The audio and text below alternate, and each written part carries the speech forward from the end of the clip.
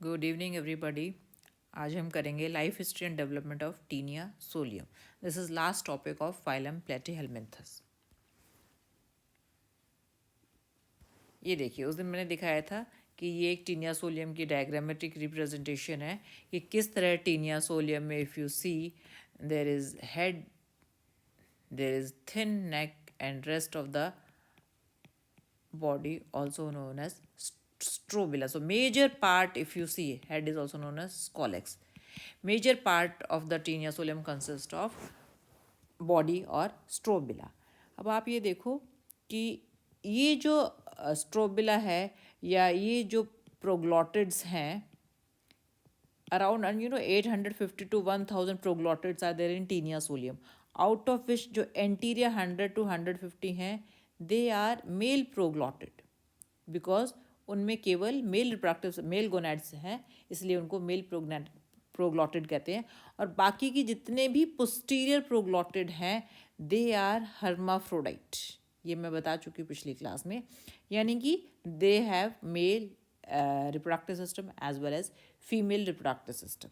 And I also told you that the male proglottids are protandrous, or even hermaphrodite proglottids are protandrous. That means male gametes mature first. Right? Now what happens is that because इस तरह से जो है infolding intestine में जो highly folded form में taenia solium रहता है ह्यूमन इंटेस्टाइन में, तो क्या होता है कि जो मेल प्रोग्लॉटिड है it comes in contact with the hermaphrodite proglottid.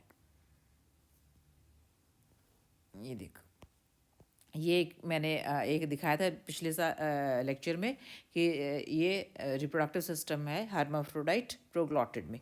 अब क्या होता है कि side by side if you see male proglottid infolding के कारण they come in contact, it everses out its cirrus और सिरस से it pour the stomach into the genital atrium. Genital atrium से वजाइना में स्पर्म आते हैं और वो कहाँ आके रहते हैं, they take some time, they are store temporarily in the seminal receptacle. ठीक है, उसके बाद क्या होता है कि they come to lie in the ootype. Ootype में आके स्पर्म आते हैं। After some time ovary they also mature and they release ova into the ootype. यानी कि ओ टाइप में क्या होता है, फर्टिलाइजेशन होता है। राइट अब क्या होगा कि फर्टिलाइजेशन के बाद जाइगोट बना and immediately the zygote is surrounded by cells which we call as yolk cells. Yolk cells कौन सिक्रीट करता है, वाइटालाइन ग्लैंड सिक्रीट करती है। तो ओवा जो है which is surrounded by yolk cell is formed and ये देखो ग्रीन कलर की क्या है, मेहलीज ग्लैंड है। मेहलीज ग्लैंड एक ऐसा विस्कस सिक्रीशन सिक्रीट करती है जिससे कि वो जो जाइगोट है along with the yolk cell वो लुब्रिकेट हो जाता है and it moves into the uterus. Right and further development occurs in the uterus. अब क्या होता है, uterus it keeps on storing से 30 to 40,000 ऑफ एग कैप्सूल्स जो इसमें आते रहते हैं और यूट्रस जो है इस तरह जो है इलोंगेट हो जाता है।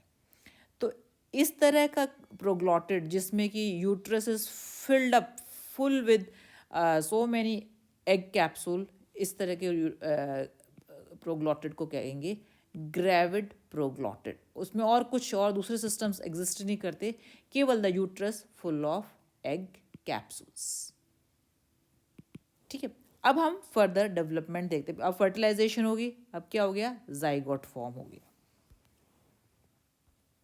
जैसे इस तरह जाइगोट फॉर्म हो गया और जो अब फर्दर डेवलपमेंट का हो रहा है यूट्रस में टीनिया सोलियम के प्रोग्लॉटिड में। नाउ अब ये देखो कि अब यहाँ पर केवल क्या है, एक फर्टिलाइज्ड एग है जिसको हम कह रहे हैं जाइगोट और सराउंडेड बाय योक सेल्स। अब धीरे धीरे क्या होता है, ये जो योक सेल्स होते हैं ना,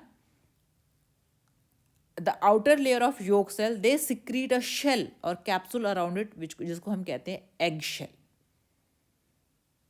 right now after that now we have zygote surrounded by egg yolk cells and this yolk cell is surrounded by egg shell, something like this। ठीक है, इस तरह की पोजीशन आ गई। उसके बाद क्या होता है कि ये जो जाइगोट है ये इट अंडरगोज क्लीवेज, यानी कि जाइगोट का क्या होता है, cleavage. Cleavage is a mitotic division where the cell divides into two halves or two parts after each division. But cleavage is of which type? Cleavage is holoblastic and unequal type. हॉलोब्लास्टिक का तो मतलब ये ठीक है, एक zygote था वो fully दो में डिवाइड हो गया, बट जो रिजल्टिंग ब्लास्टोमियर्स हैं या रिजल्टेंट सेल्स हैं they are not of same size, वो they are of unequal size. ठीक है, तो अब आप ये देखिए कि किस तरह से जो लार्ज साइज, जो आफ्टर फर्स्ट क्लीवेज जो लार्ज साइज सेल है उसको मेगामेयर नाम दिया, और जो स्मॉल साइज्ड है उसको एम्ब्रियोनिक सेल नाम दिया गया. Right, now at this stage if you see the zygote is formed of embryonic cell, megamere, surrounded by yolk cell and surrounded by shell or capsule. Right, अब क्या है further, अब जो एम्ब्रियोनिक सेल है, अब ये जो मेगामेयर्स है ना ये फर्दर जो है डिवाइड करता है और अपने आप को चारों तरफ सराउंड कर लेता है जाइगोट को. यानी कि अब सेंटर में क्या है, इफ़ यू सी सेंटर में एम्ब्रियोनिक सेल है, मेगामेयर डिवाइड कर लेते हैं और अपने आप को सराउंड कर लेते हैं एम्ब्रियोनिक सेल के चारों तरफ. और जो ये योक सेल्स हैं ये मेगामेयर्स को योक ट्रांसफ़र कर देते हैं. तो इस तरह मेगामेयर्स क्या बनाते हैं, आउटर एम्ब्रियोनिक मेम्ब्रेन बनाते हैं.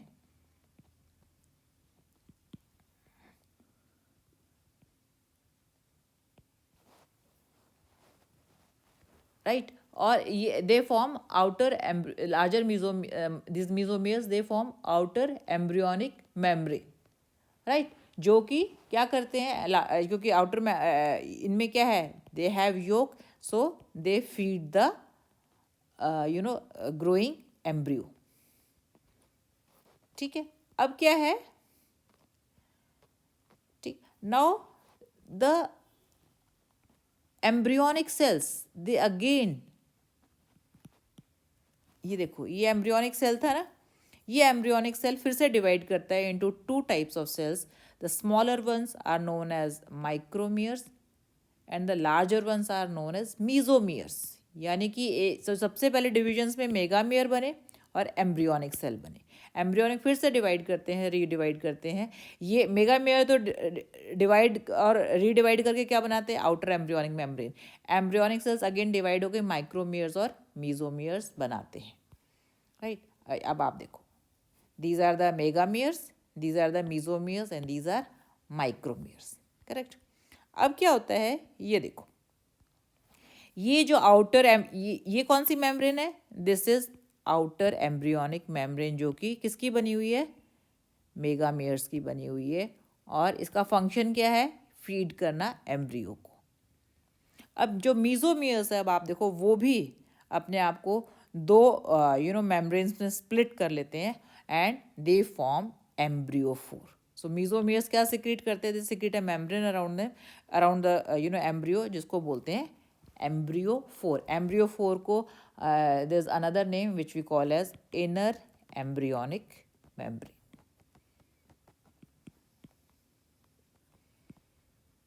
ठीक है, अब आप देखो ये जो ग्रोइंग एम्ब्रियो है, it is surrounded by first protective layer that is eggshell, second protective layer that is outer embryonic membrane, and third protective layer that is inner embryonic membrane या embryophore. ठीक है, अब जो यहाँ पर जो एम्ब्रियो किस स्टेज पे पहुँचा है, मॉरुला स्टेज पर पहुँचा है. यानी कि माइक्रोमियर्स, मास ऑफ माइक्रोमियर्स को अब हम क्या बोलेंगे, they form a round ball of small ball of cells which we call as morula. ठीक है, अब आप देखो अब now see what happens is that कि ये जो सेल्स है outermost layer of morula, they differentiate into oncoblast. देखिए ये देखो, ये क्या है, मॉरुला है. Morula is surrounded by embryophore, also known as inner embryonic membrane, and this yolky membrane is outer embryonic membrane, and this is axial. Three membranes are there. Right, now what happens is that, देखो एम्ब्रियोफोर, अब आप देखो जो पहले एम्ब्रियोफोर कैसा था, इस तरह दो लेयर्स में स्प्लिट था।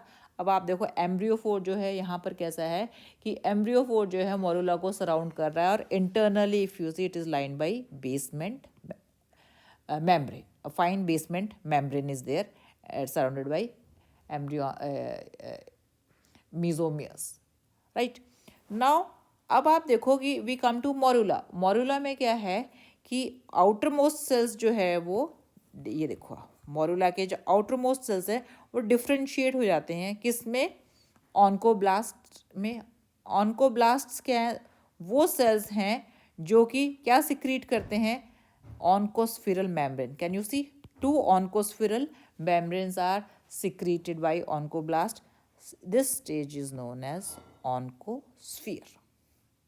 ठीक है, और ये जो स्टेज है, अब आप देखो oncosphere, again I am telling together it has got how many membranes, 3 membranes, shell भी है, एम्ब्रियोस्फीयर भी है, और if you see oncospheral membrane भी है। सो now the embryo the oncosphere is with 3 membranes around it, और इसका जो साइज है इस टाइम अराउंड 40 माइक्रोन है। ठीक है, अब ये देखो, ये जो इनर लेयर है ऑन्कोब्लास्ट के नीचे जो मोरुला का लेयर है, if you see oncospheral membrane का जो इनर मेम्ब्रेन है, it secretes 3 pair of chitinous hook like structure. Right, इसीलिए इसको ऑन्कोस्फेयर, ऑन्को का मतलब ही क्या है, ऑन्को है, oncosphere, here H should come. Onco का मतलब ही क्या, हुक।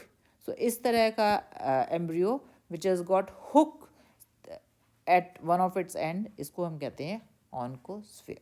करेक्ट, और ये वो स्टेज है जब टीनिया सोलियम क्या करेगा, एपोलाइसिस करेगा, यानी कि 4 और 5 सेगमेंट्स के ग्रुप में ये अपने सेगमेंट्स जो है वो रिलीज करेगा, और ये ह्यूमन एक्सक्रीटा के साथ they will be released out.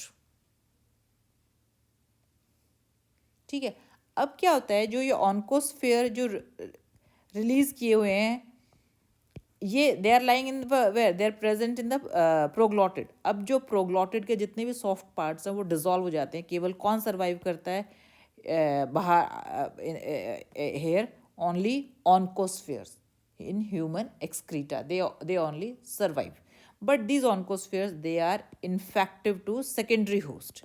अब सेकेंडरी होस्ट कौन है, सेकेंडरी होस्ट नॉर्मल होस्ट तो पिग है, but there are certain abnormal host also, जैसे कि dog, sheep, monkey, cattle, sometimes human also, जो accidentally unintentionally accidentally they oncosphere finds way into them. So these are abnormal host, but normal secondary host is pig. ठीक है, अब क्या होता है कि ह्यूमन एक्सक्रीटा पे जब पिग फीड करता है तो जो ऑन्कोस्फेयर है वो it reaches into the alimentary canal of pig. There what happens, stomach में क्या है, जो जितने भी शेल मेम्ब्रेन्स है ना, जितने भी ये सब मेम्ब्रेन्स हैं, सब जो जैसे एग शेल है या ये एम्ब्रियोफोर है, ये दोनों मेम्ब्रेन्स जो हैं वो डिज़ोल्व हो जाती हैं, केवल ऑन्कोस्फेरल मेम्ब्रेन रहती है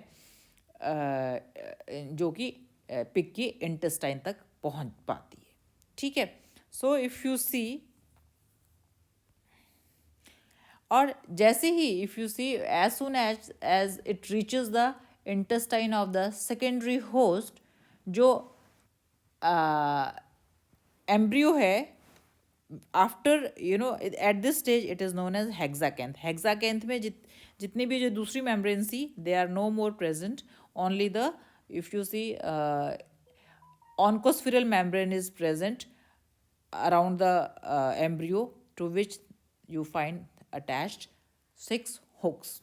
Now with this help of these hook, if you see hexacanth membrane, it penetrates through the intestinal mucosa and reaches the blood vessels and lymph vessels of the host.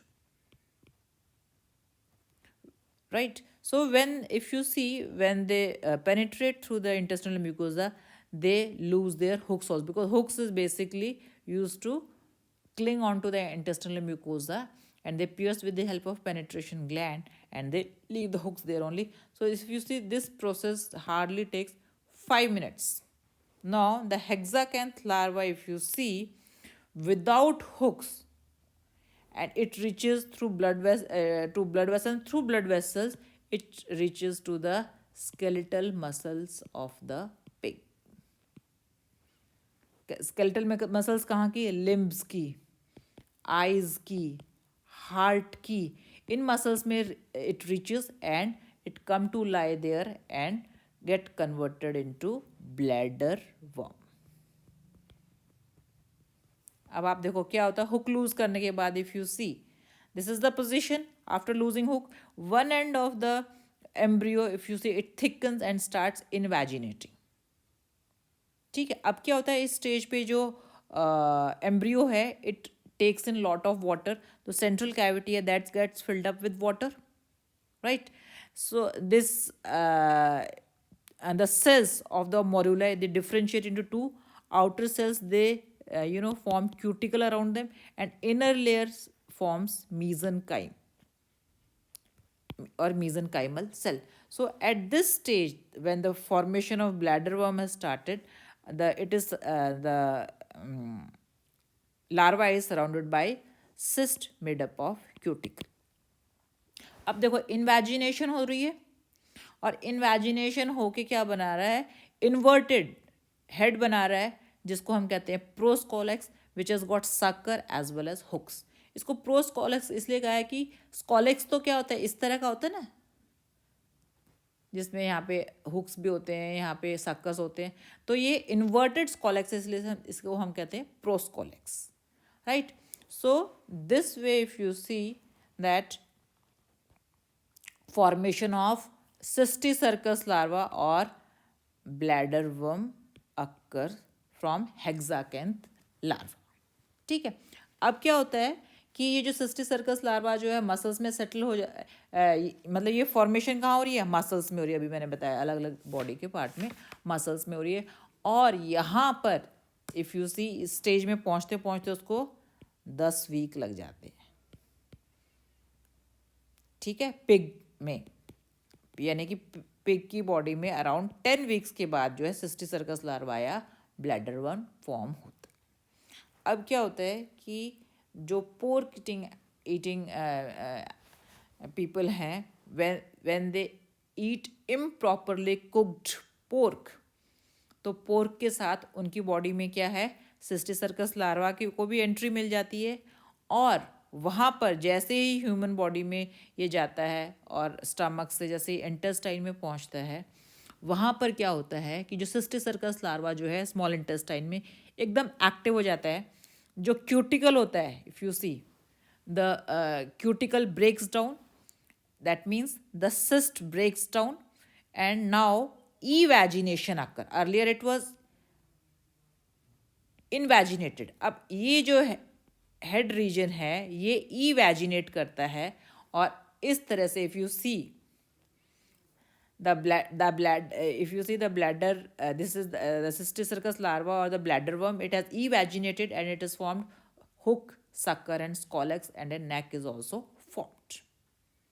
Slowly, if you see in the intestine of human being, their strobulation occur, or the neck portion, it starts adding segments to it, as a result of which the bladder is also gets removed, giving space for the development of tinea solium, right. Around, if you see 10 to 12 weeks of infection, a full-fledged tinea solium is formed from this, cysticercus larva. और again जब वो जो mature taenia solium है उसमें around 850 to 1000 segments add हो जाते हैं, जिसमें कि जो एंटीरियर है वो मेल प्रोग्लॉटेड है, पोस्टीरियर जो है फीमेल प्रोग्लॉटेड है. Again they come back to that stage from where we started.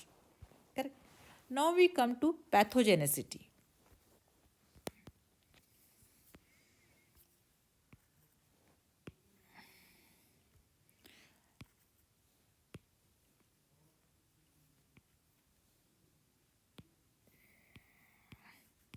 Pathogenicity means the capacity to cause disease.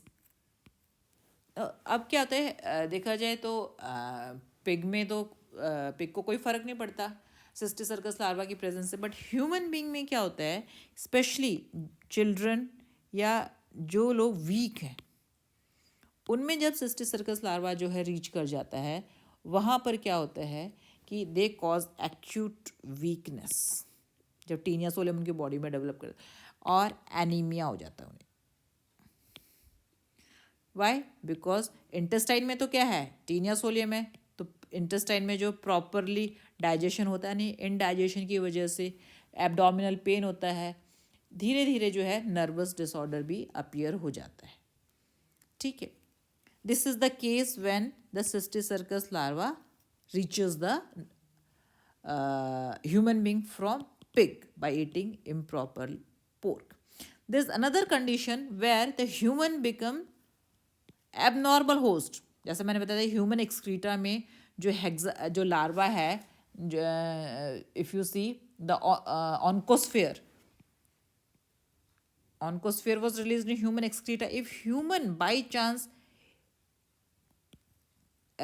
happens to feed on it due to certain unfavorable conditions like improperly washed food खाया या उस pond से पानी पिया हो जिसमें human excreta हो, उस कंडीशन में क्या होता है कि नॉर्मल कंडीशन में तो टीनियासिस होता है, अभी जैसे मैंने बताया ये जो नॉर्मल कंडीशन में, ठीक है, बट इस कंडीशन में जब ऑन्कोस्फेयर ह्यूमन में direct again instead of going into the pig it reaches the human body, it causes cysticercosis.